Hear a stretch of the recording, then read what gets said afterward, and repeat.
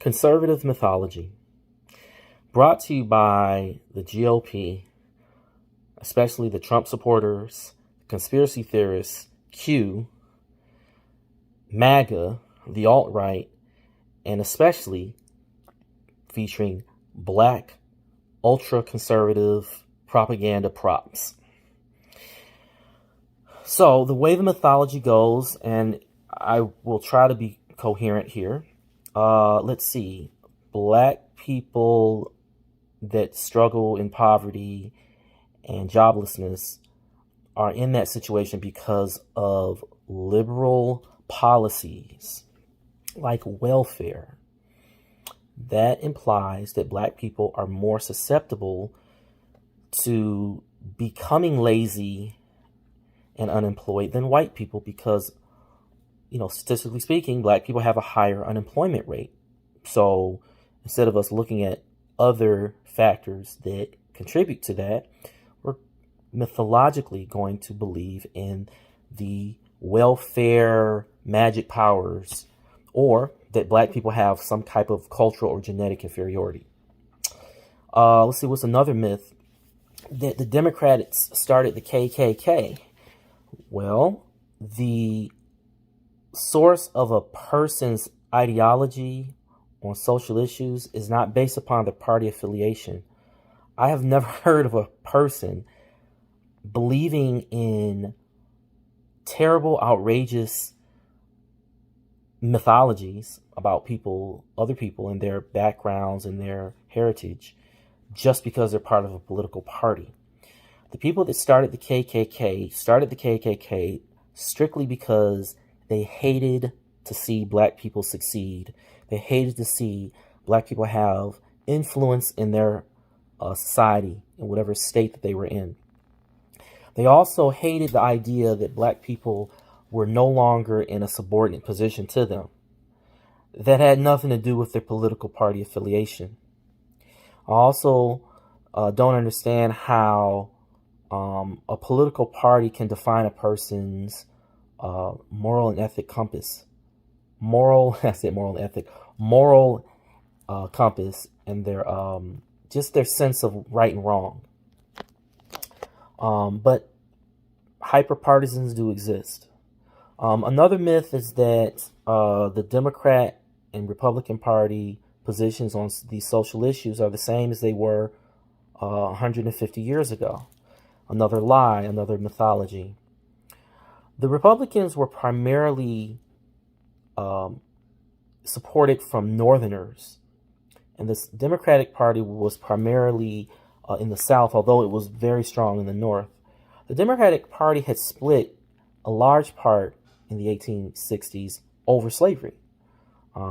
It seemed more of a regional issue, North versus South, than a political issue, Democrats versus Republicans.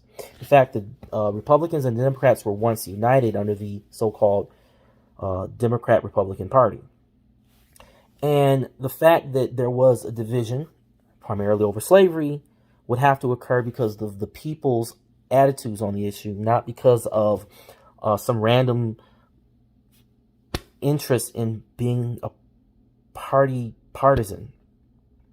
And when you do your research, you'll see that the Republican Party abandoned their founding principles as far back as the 1890s.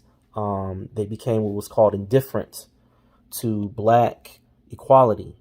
This was certainly after Grant's tenure, his corrupt tenure as a Republican, and further as time passed.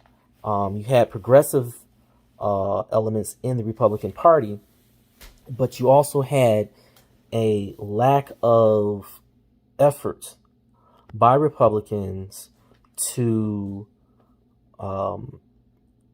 work with black people to promote equality. It waxed and waned. By the 1920s, you had factions called the Lily White Republicans and the Brown Shirts infiltrating the Republican Party and forcing black delegates and black representatives out of office by gunpoint. You also had a faction of the Republican Party in Indiana, which essentially became the nexus of the KKK. And this is where party alignment and racist hatred did go hand in hand, because in order to be elected in Indiana, you had to be in the GOP. And in order to be a GOP member in Indiana in the 1920s, you had to be a member of the KKK. The Imperial Grand Wizard, the leader of the entire Ku Klux Klan in America, was the governor of Indiana in the 1920s, and the precursor to the FBI. They had to finally bring him down on, I think, was it child abuse or some type of the equivalent of child abuse of this day. He was a child predator. Now, you go to the 1940s after World War II, and you have what was called the Minority Report.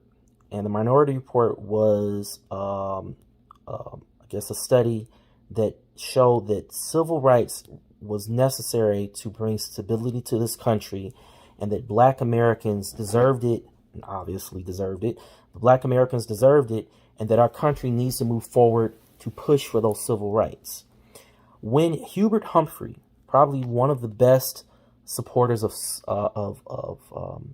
Black equality in America by a politician at that time, when Hubert Humphrey pushed for this during the 1948 Democratic National Convention, that caused the Southern Democratic delegates to walk out and form what was called the Dixiecrat Party. Now, I did not deny